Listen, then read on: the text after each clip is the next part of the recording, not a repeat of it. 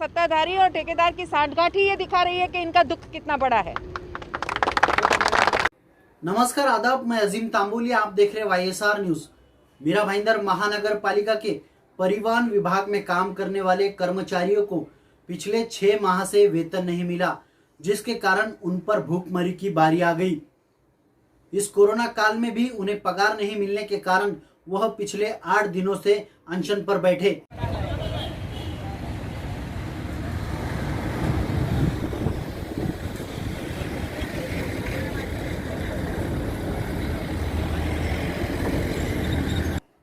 इस बारे में हमने मीरा भाईंदर महानगर पालिका की महापौर ज्योत्सना हसनाले से बात की है। आइए जानते हैं उन्होंने किस तरह की अपनी प्रतिक्रिया दी। महापौर होने के नाते मैं ये चाहूँगी कि मीरा भाईंदर परिवहन सेवा जैसे पहले चालू थी वैसे पूर्ववत चालू हो जाए। इसलिए मैंने ठेकेदार से ये बात कही है, उन्हें आदेश दिया है कि 2 दिन के अंदर जो कर्मचारी का जो पेमेंट के बारे में जो प्रश्न है उसे वो छुड़ाए। और प्रशासन को भी मैंने आदेश दिया है और अभी लिखित स्वरूप में पत्र भी उनको देने जा रही हूँ। तो ये समस्या जो है कर्मचारियों की पगार के संदर्भ में ये छूटनी चाहिए। आज हम वो भी हमारे शहर के नागरिक हैं और परिवहन सेवा में उन्होंने बहुत सालों से काम किया है। ठेकेदार का फर्ज बनता है, उसी प्रकार प्रशासन का भी फर्ज बनता है इस समस्या को छुड़ाने का। तो मैंने आज यही बात प्रशासन को भी कही है, ठेकेदार को भी कही है और मुझे लगता है, मुझे आशा है कि प्रशासन और ठेकेदार मिलकर इसका निर्णय जल्दी लेंगे।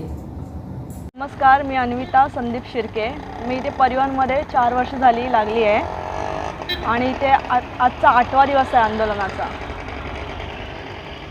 आणि आमचा 6 महिन्याचा लॉकडाऊनचा पगार दिलेला नाही आहे, त्याच्यासाठी आम्ही इथे आंदोलन करतोय। किती मुलं बाळ आहे तुम्हाला? मला एक मुलगी आहे 2 वर्षाची, तिला मी घरी ठेवून येते रोज, पण काही अजून रिस्पॉन्स आला नाही आहे समोरून आम्हाला। उनकी मांग यही है कि 5 महीने से उनको पगार नहीं दिया गया है, वो पगार दीजिए और वो बस चलाने को तैयार है। लेकिन अभी भी मैंने जब यहाँ के ठेकेदार को पूछा तो वो बोले वो 5,000 महीने के देंगे और वो भी एज एडवांस। जो गया उस महीने की ये बात ही नहीं कर रहे हैं। तो हमारे कर्मचारी ये बोल रहे हैं कि फिर इस ठेकेदार को आप टर्मिनेट क्यों नहीं कर रहे। इसको नोटिस देके कॉरपोरेशन ने नोटिस दिया है, उसके बावजूद ये बस चालू नहीं कर पाए हैं और उसके बावजूद हमारे यहाँ के सभी अधिकारी उन पे कोई एक्शन नहीं ले रहे। ये बड़ी आश्चर्य की बात है कि इतना उसने एक भी नियम का पालन नहीं किया है। उसने अपने कर्मचारी की यादी तक अपने ऑफिस में जमा नहीं की है, उसके बावजूद इस कॉन्ट्रैक्टर का साथ क्यों दे रहे हैं, मैं ये समझ नहीं पा रही हूँ। अभी तो एक यहाँ से 2 लोग तो उनके घर में इतनी हालत ख़राब है, वो बोले कि घर में जाके मरना इससे अच्छा हम यहाँ आत्मदहन कर लेते हैं। उनको दुखी देखा नहीं जा रहा है हमसे, घर वालों को इस हद तक आ गई है। लेकिन उसके बावजूद हमारी प्रशासन क्यों कोई निर्णय पे नहीं पहुँच रही है, क्योंकि ये सभी लोग तैयार है कि कल से अगर कॉरपोरेशन अपनी बसें अपने आप चलाने का निर्णय लेती है तो ये सब उनका सहकार देने को तैयार है। है सत्ताधारी और ठेकेदार की सांठगांठ ही ये दिखा रही है कि इनका दुख कितना बड़ा है। नमस्कार, मेरा नाम सनोबर सैयद है, मैं MBMT में ड्राइवर हूँ। यह हमारी पगार रोक के रखा है पूरा लॉकडाउन का और अभी तक हम लोग आंदोलन पे बैठे ही है। उनको कोई फ़र्क नहीं पड़ता है, चाहे धूप हो, बारिश हो या कुछ भी हो, कुछ फ़र्क ही नहीं पड़ रहा है उनको। हम घर बाहर छोड़ के यहाँ पे बैठे ही है आंदोलन पर। क्या लगता है कि सिर्फ टाइम पास कर रहे अधिकारी और ठेकेदार आप लोगों को धूप में तपती में परेशान करके छोड़ देंगे? ये टाइम पास ही हो गया ना, कितना दिन हो गया आज। अगर टाइम पास नहीं करते तो अभी तक कुछ करते, वो टाइम पास ही करें, उनको कोई फ़र्क नहीं पड़ता है। लेकिन इस धूप के दौरान या किसी को भी कुछ भी होगा, उनकी ये भी जिम्मेदारी उनकी ही होगी अगर कुछ होता है। क्या रहेगा आपका? हमारी मांग तो यही है कि हमारी सैलरी दो, फिर सैलरी मिलने के बाद हम काम स्टार्ट करेंगे। ये लॉकडाउन ने हमारी कमर ऐसे ही तोड़ दिया है, पूरी फैमिली का साथ नहीं होता तो ये हम लोग आज रोड पे ही बैठे काम करने के बावजूद भी। कुछ तो सपोर्ट करना चाहिए उनको भी।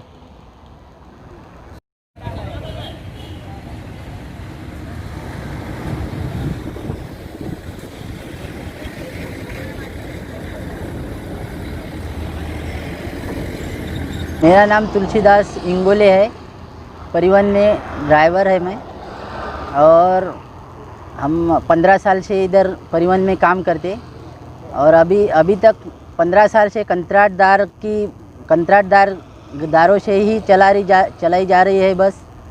और हर एक कंत्राटदार आता है, अपने मन मर्जी से काम करता है, और राजकीय लोग उनको सपोर्ट करते हैं। लेकिन अभी तो इतना बोले तो हद के बाहर अत्याचार हो रहा है हमारे ऊपर, क्योंकि 6 महीने का लॉकडाउन का पगार नहीं है।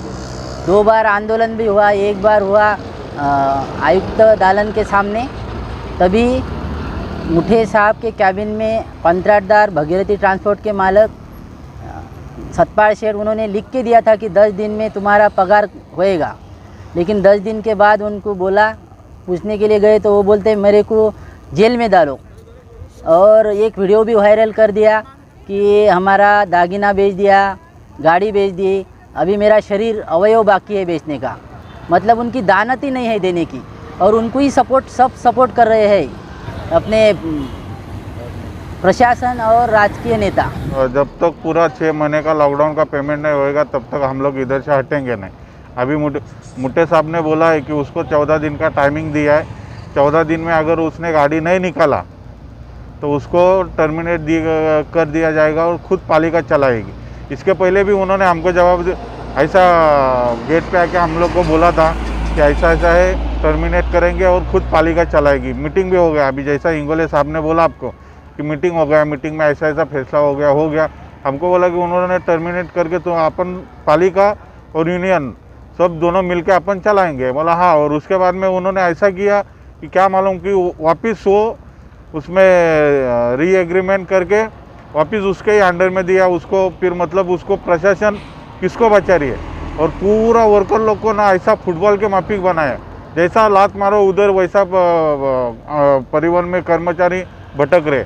आज इधर तक बैठे हम लोग, इतना दिन रात 24 घंटा 48 घंटा इधर बैठे, एक भी प्रशासन अधिकारी आया नहीं, ना कोई राजकीय अधिकारी आया नहीं, ना आमदार, ना खासदार, ना नगर सेवक, ना कोई किसको कुछ पड़ी नहीं कि पब्लिक को कितना तकलीफ हो रहा होगा, या ये कामगारों का कितना हाल हो रहा है, उनके घर में क्या है क्या नहीं है।